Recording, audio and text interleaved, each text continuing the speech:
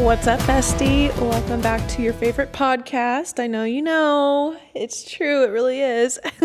Today we are joined by my other cat, which you have not met yet. So I have to announce her. Her name's Jasmine. She's been here with us for, oh my gosh, my tummy's rumbling.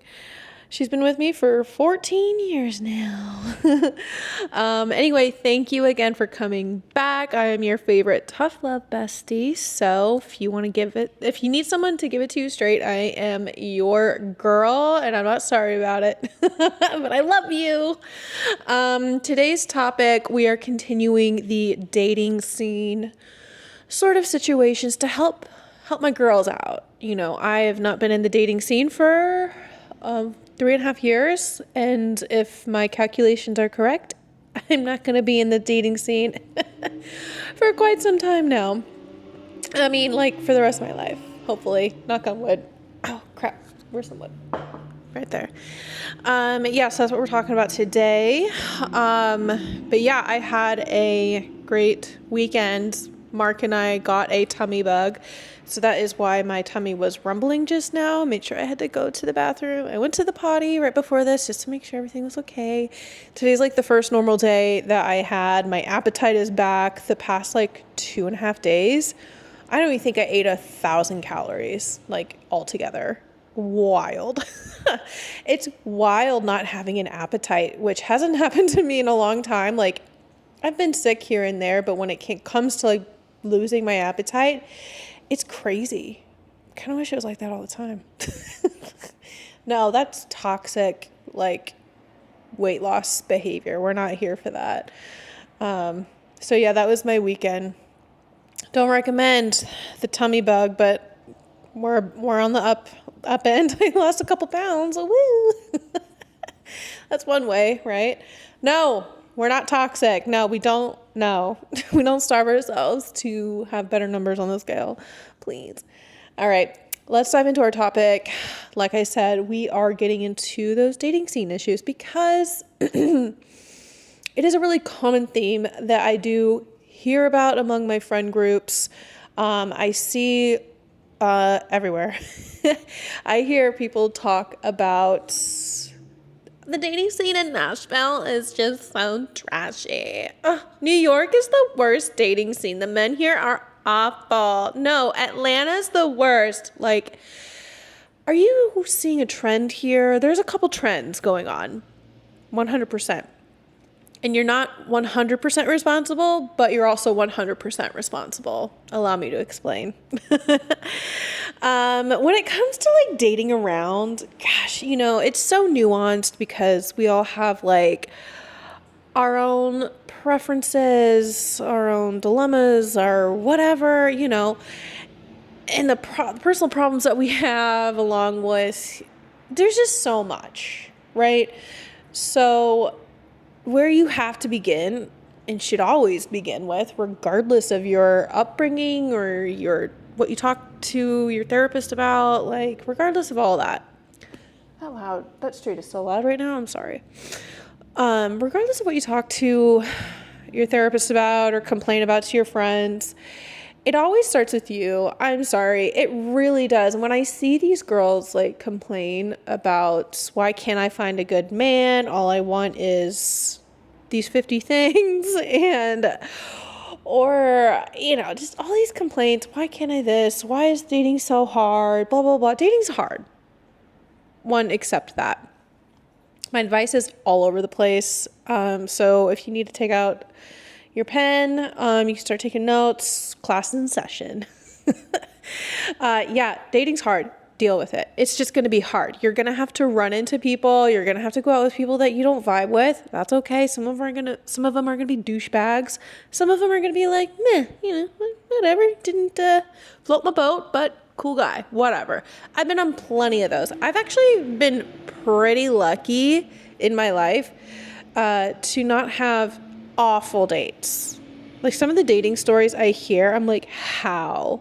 Literally how? So I get where the pain is coming from, so I don't blame you for that, because there are just awful people out there.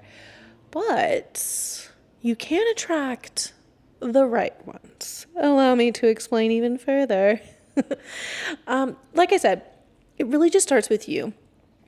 It is a little bit harder when it comes to online dating because it's kind of on like super transactional in my opinion, where you really are going off of surface level opinions. You only have these descriptions and these pictures and things like that. I actually heard, I listened to this podcast, The Diary of a CEO. I catch a couple of his episodes and I see a lot of his clips online.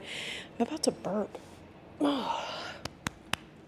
But one of the clips I saw, I think it was some dating expert or something like that he was interviewing.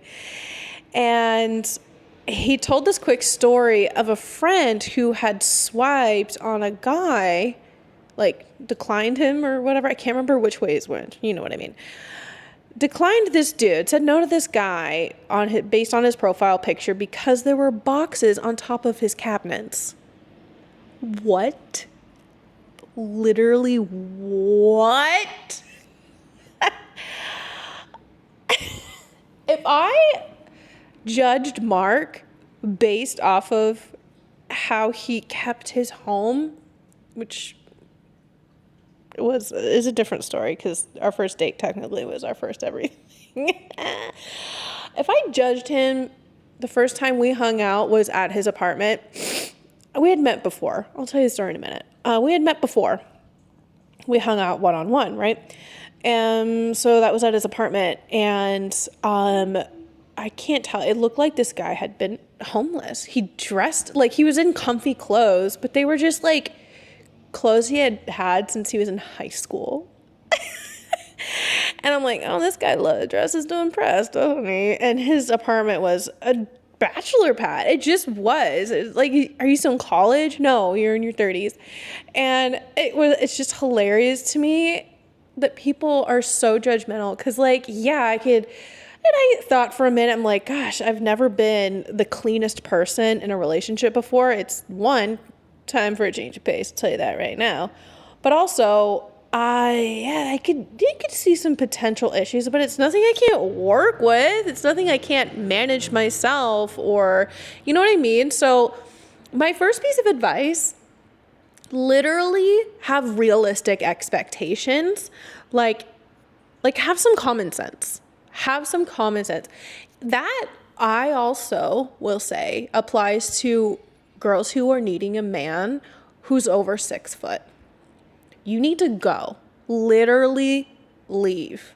Because I can't stand when that is like such an insane criteria. You don't know what you're missing out on when you are saying no to a guy simply because of his height. That is so shallow. I'm sorry. The only exceptions, because dating is very nuanced, everyone's different. The only exceptions that I will agree to is if you are a woman who's like 5'10", 5'11", or 5'9", and you want someone taller than you. That's okay. I want someone taller than me. I'm 5'5". And for me to expect to only have a man that's over 6 foot is so ridiculous. So I will accept a guy who's 5'6" or higher. I love it. A lot of my exes were under 5'7". Some of them were over. And I've dated great people. I've dated trashy people. Mark is only 5'7", and I cannot imagine my life without him.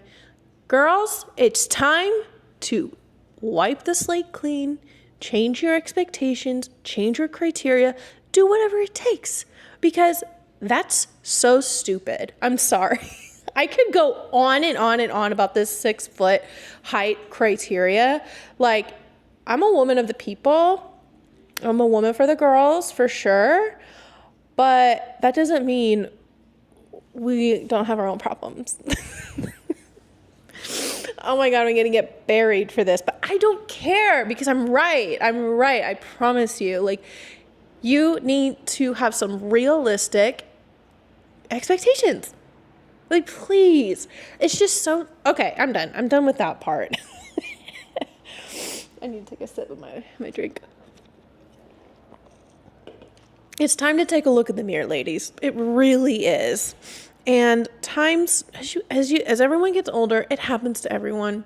things change, your priorities change, you start to realize what's important in life. And if you're in your 20s, when someone's telling me that when I was in my 20s, I was like, well, duh, yeah, of course, that's the natural cycle of life, right?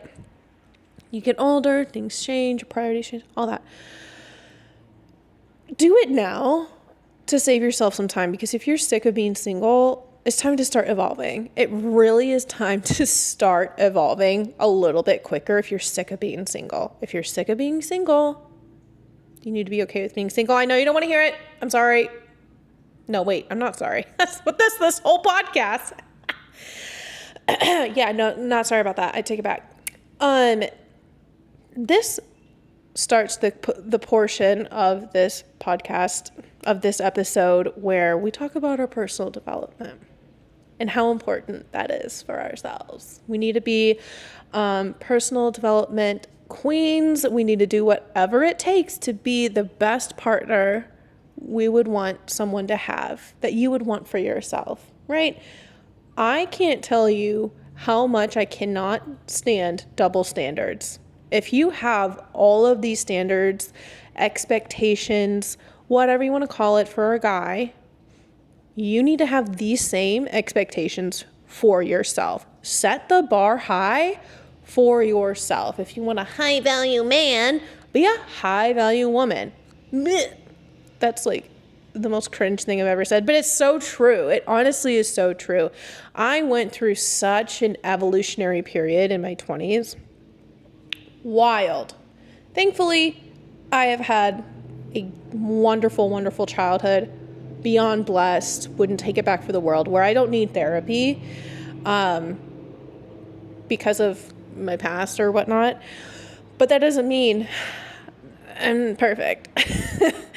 I read so many books. If you're not a personal development sort of like book reader, become one. Listen to a fucking podcast. I don't care what it is. Consume whatever it is that can make you a better person and be that. Like, I can't tell you how important that is, because you start to attract the right things in your life. Your life is literally a mirror.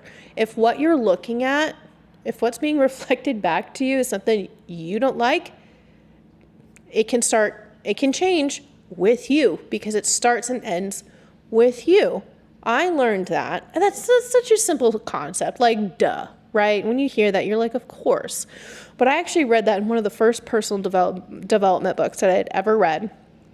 And I highly recommend it to anyone who isn't really interested in that niche when it comes to books, but is kind of interested or curious. It's You Are a Badass by Jen Sincero.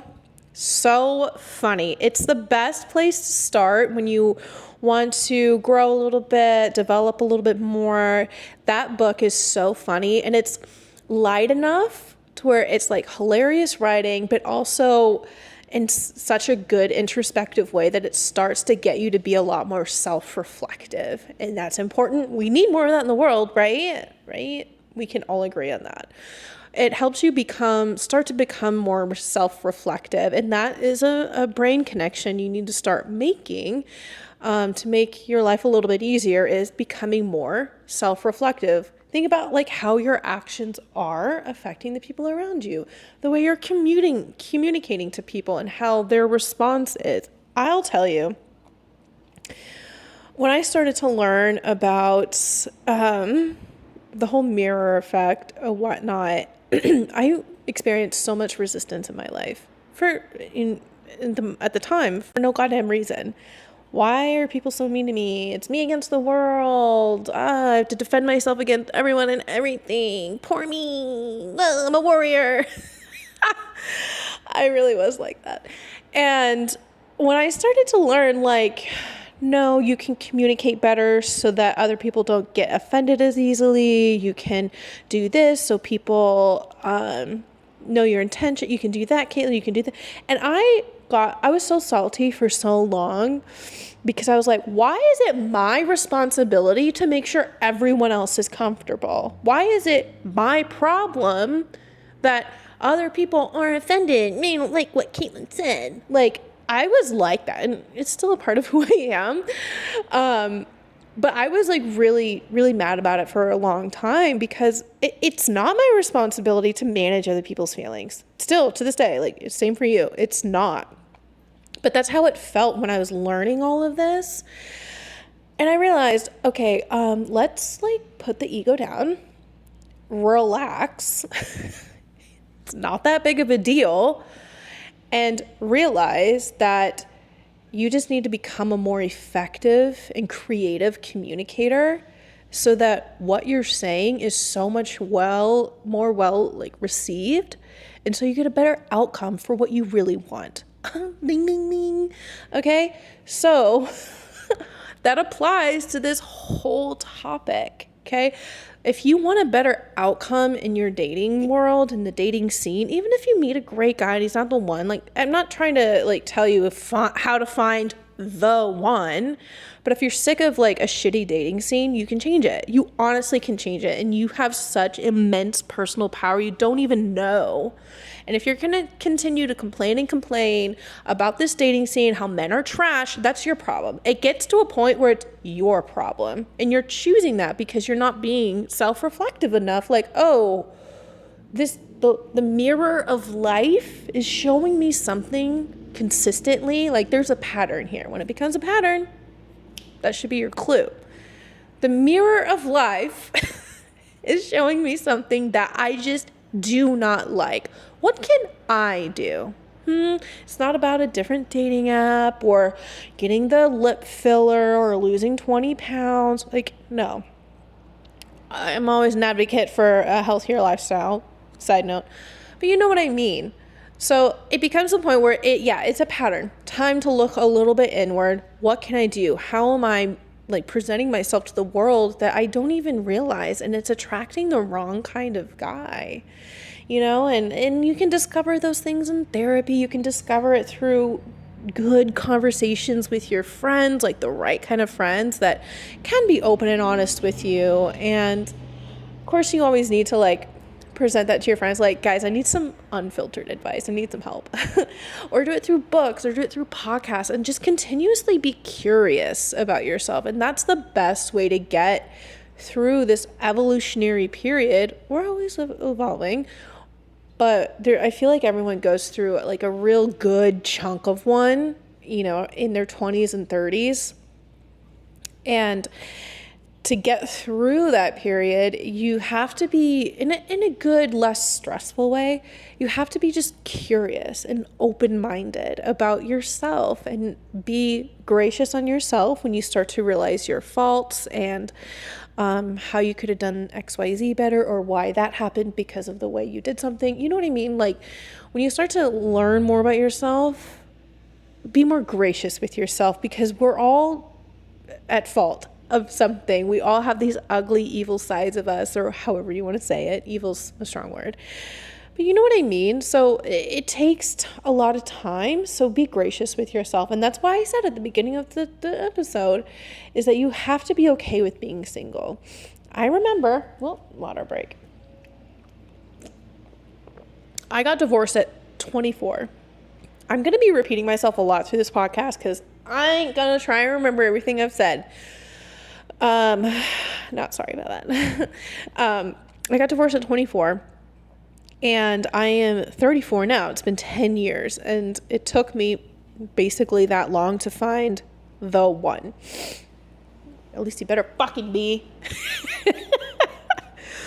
But during that time, I was in a couple of serious relationships. But it was always like back to back, right? There was always another relationship lined up. And I never like stopped, like took a beat.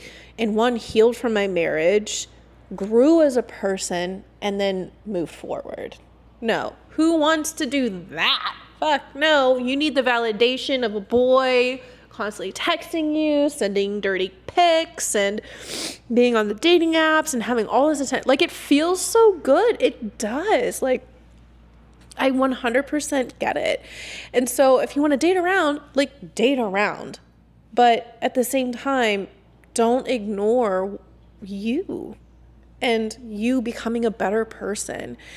So I was dating back to back, and they were okay. Some of them were really bad, and I went on like, and if there was like a chunk of time in between this more serious relationships, I was on dates all the time.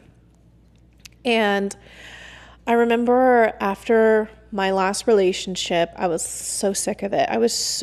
In my last relationship, I was with him for 4 years.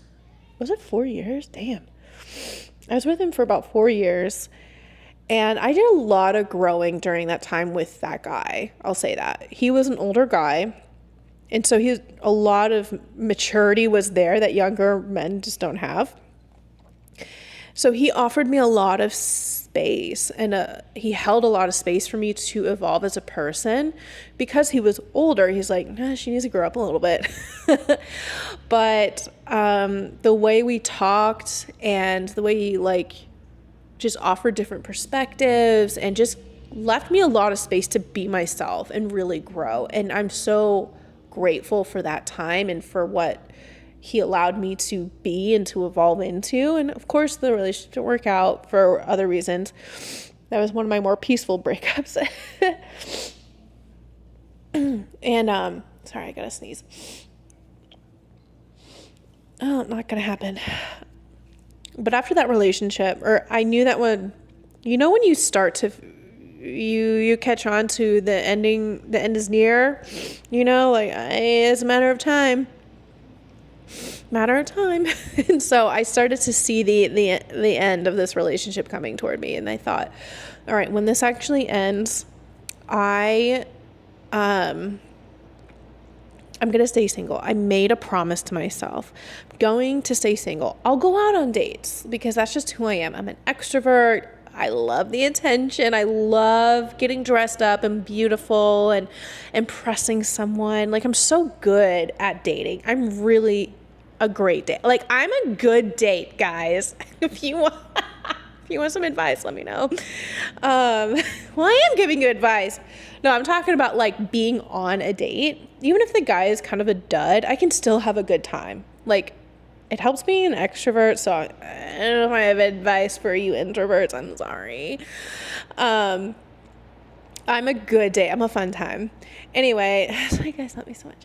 I'm just kidding.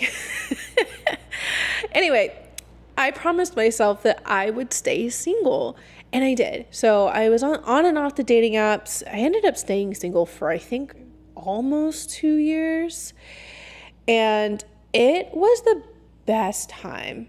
I loved it. It ended up being the first time. At one point, it got to the point where I lived by myself for the first time. And girl, how old was I? 30, 34, 30, or 29? 30. No, 30. And it just feels embarrassing to say that I didn't live by myself until I was like in my 30s. But I think that's a pretty similar experience for a lot of people. Regardless, I had such a good time. I went on a lot of dates, all these things, but I stayed single, and I made peace with myself. I want to get married, I want to have kids and all that stuff, but I kind of said to myself that is going to happen. That's a guarantee. That will happen. So I'm not going to pressure myself into making it happen right now, because everything in my love life and my dating life has been so fast that I never took the time. And of course, if 19-year-old self me was listening to myself right now, I'd be like, fuck you. No, let's go. It's a whirlwind whenever you're young and you just ride the wave, right? So it is hard. It is really hard to tell people who are younger to like pump the brakes. Like, nothing's going anywhere. Nothing's changing. Everything, just literally have some fun. And it feels even better to, keep jumping to the next thing and the next thing after that. It really does. Like, I don't blame you. But if you can have a little bit of wit about you, pump the brakes and take some time. And if you're single, figure out a way to be at peace with it, because it's going to happen. And if you do what I'm telling you to do, I'm serious, you're going to all of a sudden, this gem of a man is going to be walking through your door, and you're going to be like, holy fuck, I promise you, every single person I know that purposely stayed single and enjoyed it had that exact experience, myself included. So I'm not trying to like brag, like be like me, but no, it's a theme and a trend I've been seeing amongst my group of people, and also other stories I've heard of from people around the world. It really is just a thing. When you are at peace, peace will walk into your life. I promise you. Please trust me. So yeah, and the end of that story is that Mark did walk in my life. Did I tell this story already? It's only episode 3. Jesus. I probably said this, right? One of my biggest pet peeves is people who repeat stories, and that is Mark. And it's the most annoying thing about him, and I'm slowly realizing I'm starting to like turn into that. Anyway, whatever. I'll give it like 10 more episodes before I repeat that story. I'm gonna make that promise to myself right now. Yeah, so where are we at right now? Oh, we're gonna start a new segment. Let me pull it up on my phone here. This is the start of the new segment that I like to call the Buzzkill segment. Let me pull it up. Let's see. So this segment is all about things that I consider just a buzzkill of life, not a literal buzz, but just like a buzzkill, bro. So Mark and I, it still grinds my gears, man. Mark and I were out on a date a couple weekends ago. We were in the mood. It was still really cold outside. We were in the mood for some ramen, and he had never been to this ramen spot in East Nashville that I love and had not been to in so long. It's called 210 Jack, the best ramen in Nashville / that I've had. I have not been out of the country, if you can't tell, at least not to Asia. And so I was looking forward to it. It was going to be a cute little like cozy date night. And I wasn't able to make a reservation the night before. They had one spot open, and the site was glitching or something. So I was like, babe, we're just going to have to risk it. It's probably going to be a wait, but there's other bars that we can go and get a drink at. So, and he's just down for, like, he's so easygoing. Oh man. There was a guy I used to date who any kind of inconvenience like that would just set him off. I'm like, and sometimes I'm like, babe, are you okay with doing this? And he's like, yeah, sure, totally. And I'm still so surprised sometimes by his responses and how like easygoing this guy is. It's so weird. Anyway, so we walk in, and I was like, let me check the bar first to see if there's any seats open, because I actually prefer bar seating. It's less pressure to get out of there quicker than you would need to be at a table. At least I feel it's a little more relaxed. There wasn't any opening, and I found out that this fucking place, it seats, like the bar seating is not open seating. Like the bar seats at the fucking bar is not open seating. And you know when that started? I'm sorry, but do you know when that started? No, I'm not sorry. Fuck. That started during COVID. I promise you that was the way restaurants changed after COVID is such a fucking buzzkill, because they realized what they could get away with. Okay, from a server, restaurateur perspective, yeah, it contains the chaos. It helps the turnover, whatever. You know, I see some benefits of it. I'm not going to lie. But honestly, to not have open seating at your bar is so stupid and it literally is a buzzkill. I can't just like walk in there, wait for my table, just grab a drink, stand at the bar. And this place, it's not the biggest place in the world. It is a regularly sized restaurant. And it's a good restaurant. And I'm telling you how much money that they're missing out on for people not being able to walk up to the bar, just grab a drink while they wait for their table. That's restaurant life. Like, that's what you do at a restaurant. That's the way it is. And it just grinds my gears. I don't know why. Like, bar seating needs to be open seating. Like, oh, and you know the other thing that restaurants stopped doing during/after COVID? No one ever believes me until they start noticing it. Salt and pepper on the tables. It stopped. It literally stopped. I don't think I see salt and pepper on tables anymore. I think it's kind of rare if I do. I remember after COVID, like when things were pretty much back to normal, and I would look, I'd be like, oh, there's no salt and pepper on the tables. Like, it was kind of like, oh, it makes sense right after COVID, whatever. Then I would have to ask for it. I'm like, hey, can I get some salt and pepper? And they're like, yeah. And they're like, I'm going to have to go look for that. I'm like, seriously? You're going to have to go look for the most basic table ingredient of all time? And it stayed that way. So it's annoying when I have something that I need to put salt on. I'm like, bro, where's this fucking server? I need salt. I don't want to bother you for salt. Keep it on the table. And I get it. Like, it's one less thing to manage on the table, one less like task for the servers to do. Like, I'm always going to see both sides of my arguments, but I will very, very clearly be on one side. All right, that's my buzzkill of the week. Let me know yours. It's actually kind of a fun subject, not gonna lie, because it's just so much fun to complain about those little things in life. Okay. Anyway, that is it. Next week, I'm looking at next week's episode topic. You know, I think I might change that. I don't know if I want to continue on the self-development kind of routine here. What else we got? Maybe I'll switch some of these around. Yeah, you're just gonna have to stay tuned because I'm not sure about that one anymore. But thanks for listening in and joining. We're all here to make dreams come true. So subscribe, review, share, all the things. As of this episode, I'm not quite on TikTok, but I'm going to be probably by the time I'm done editing this. So I don't even know why I'm saying all this. You get what I mean.